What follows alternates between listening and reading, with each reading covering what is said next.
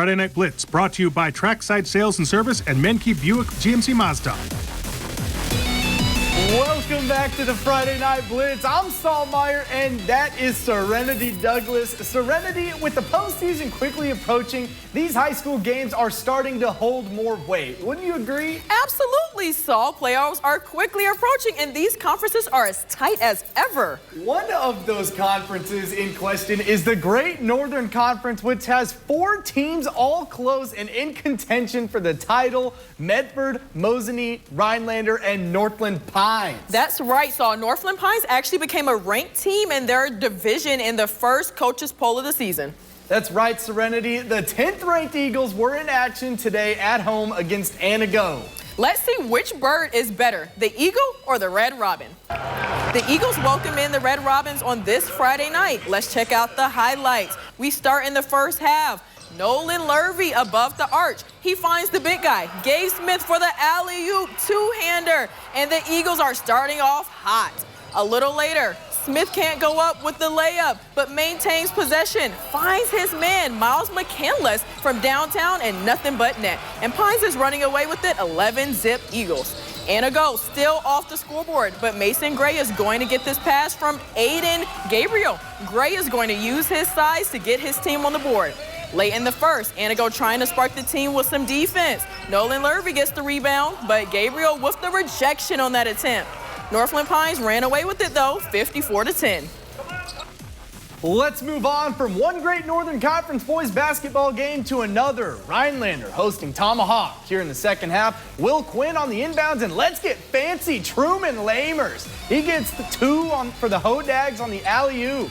Later that half, great passing from Tomahawk, finding the open man, something Tyler Jablonski does on the gridiron, this time on the hardwood. He's the recipient and drains this 3-ball. But the Hodags offense was doing it all. Here's Truman again with the finger roll off the glass for 2, and that's another bucket for the Hodags. It was raining buckets in Rhinelander, and the Hodags ended up winning this one big time, 65-34, and that's 4 straight.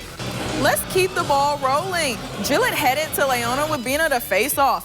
In the first half, Carter Janish for an easy 2-pointer. Assist from Webb to Adam Sieber, who'll make an easy money 3. He's not even impressed. Ben Mahatch responds with a 3 to put the Tigers ahead, but Adam Sieber hits another effortless 3 to reclaim the lead.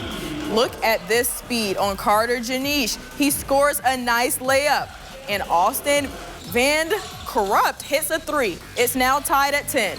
Then a nice assist to match again. He'll score 2.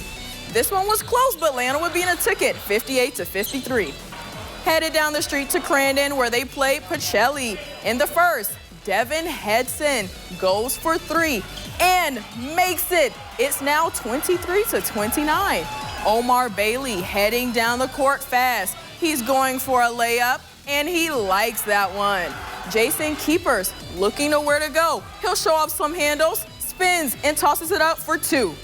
Keepers with possession again. He tries to go for 2 and won't get it. But Pacelli's Jaden All with the rebound to Mayer. Back to All. His height comes in handy, so he'll make the 2-pointer. Pacelli came back to win in the second half to separate themselves. They took this one 66-54. Now let's take a look at some high school scores from around our area. Let's start it off with some boys basketball. First off, Lakeland Union and Mosinee girls had a great game today, and we'll get to that game later, but let's see how that boys game went. This one saw Mosinee win it 76-65. Next, Schwamigan hosted Abbotsford, and the Screaming Eagles won that one 71-56. And then Marshfield hosted Wausau West, and that one saw the Tigers win it 73-57. And finally, Rib Lake hosted Phillips, and that game went to overtime with Rib Lake winning it 73-70. Transitioning into some girls basketball area scores, we've got lots of conference matchups tonight. The Leona Wabena Rebels traveled to face off with Goodman Pembine Patriots in some Northern Lakes Conference basketball. The Rebels won 59-19. And finally, Marshfield and Wausau West records were tied in Wisconsin Valley Conference, but Marshfield won 55-47. What a great bunch of games we just saw, Serenity. The boys were hooping all over the Northwoods. That's right, Saul, but now it's the girls' turn. We'll give y'all highlights from girls' hoops action, including the top 2 Great Northern Conference teams going at it after the break. Welcome back to the Blitz. We already talked about the Lakeland Union-Mosinee matchup on the boys' side. Now it's time to talk about the girls. This game has some history behind it, with both of the teams neck and neck trying to bring that Great Northern Conference home.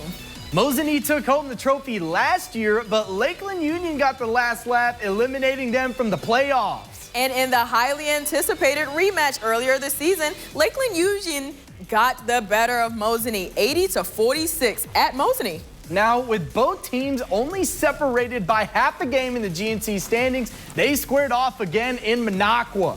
And let's see which of those teams came out on top and if that leaderboard changes or not. Here in the first half, Mosinee came out strong. A rare error from Juliana Wamette leads to a turnover and a Gabby Munoz fast break layup for the first points of the game. The defense wasn't done there for Mosinee. Lily Fortier's pass gets stolen from Britt Fitzgerald, and she takes it all the way back for the bucket plus the foul. But the fabulous T-Birds responded. Christina Wamette finds Fortier in the corner for a 3-ball. And Lakeland Union's defense showed up too. Juliana Wamette pokes the ball loose. Christina Wamette gives it back to her sister, who finishes it off. It's a Wamette party in Minocqua as Lakeland Union wins this one 61-31. Now to Tomahawk, where Rhinelander came to town. First half, Hodag set the tone early. Morgan Van Zyl drives into the lane, battles through contact, and finishes with the offhand for the 1. Hatchets wouldn't quit though. Some nice passing leads to Freya Alberg, bank shot. Then Lydia Zert drives baseline and hits this jumper. Rhinelander goes on to win this one 60-16.